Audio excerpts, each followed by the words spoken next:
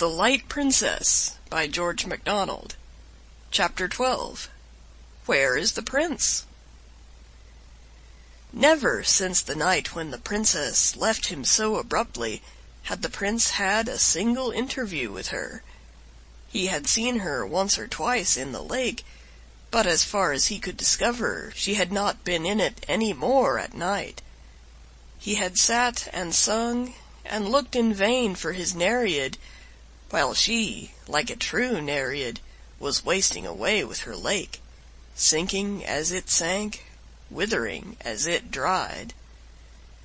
When at length he discovered the change that was taking place in the level of the water, he was in great alarm and perplexity. He could not tell whether the lake was dying because the lady had forsaken it, or whether the lady would not come because the lake had begun to sink, but he resolved to know so much at least. He disguised himself, and, going to the palace, requested to see the Lord Chamberlain. His appearance at once gained his request, and the Lord Chamberlain, being a man of some insight, perceived that there was more in the Prince's solicitation than met the ear. He felt likewise that no one could tell whence a solution of the present difficulties might arise, so he granted the Prince's prayer to be made shoe-black to the Princess. It was rather cunning in the Prince to request such an easy post, for the Princess could not possibly soil as many shoes as other princesses. He soon learned all that could be told about the Princess. He went nearly distracted, but after roaming about the lake for days, and diving in every depth that remained, all that he could do was to put an extra polish on the dainty pair of boots that was never called for. For the Princess kept her room, with the curtains drawn to shut out the dying lake, but she could not shut it out of her mind for a moment. It haunted her imagination so that she felt as if the lake were her soul, drying up within her, first to mud, then to madness and death. She thus brooded over the change with all its dreadful accompaniments, till she was nearly distracted. As for the Prince, she had forgotten him. However much she had enjoyed his company in the water, she did not care for him without it. But she seemed to have forgotten her father and mother too.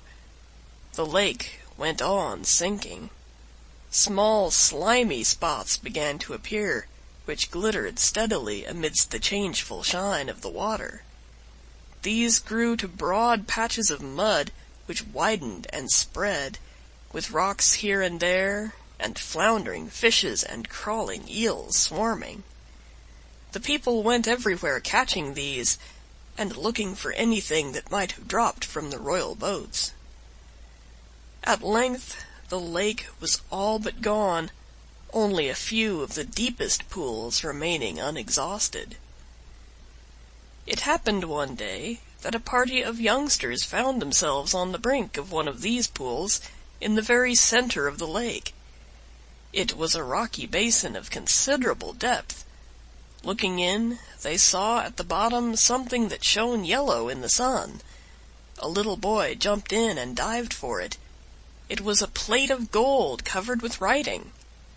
They carried it to the king. On one side of it stood these words: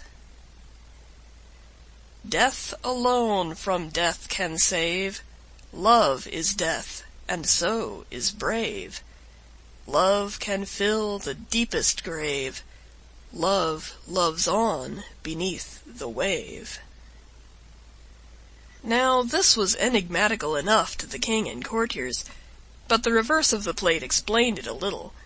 Its writing amounted to this: if the lake should disappear, they must find the hole through which the water ran, but it would be useless to try to stop it by any ordinary means. There was but one effectual mode. The body of a living man could alone staunch the flow. The man must give himself of his own will, and the lake must take his life as it filled, otherwise the offering would be of no avail. If the nation could not provide one hero, it was time it should perish. End of chapter 12. Recorded May 19th, 2006.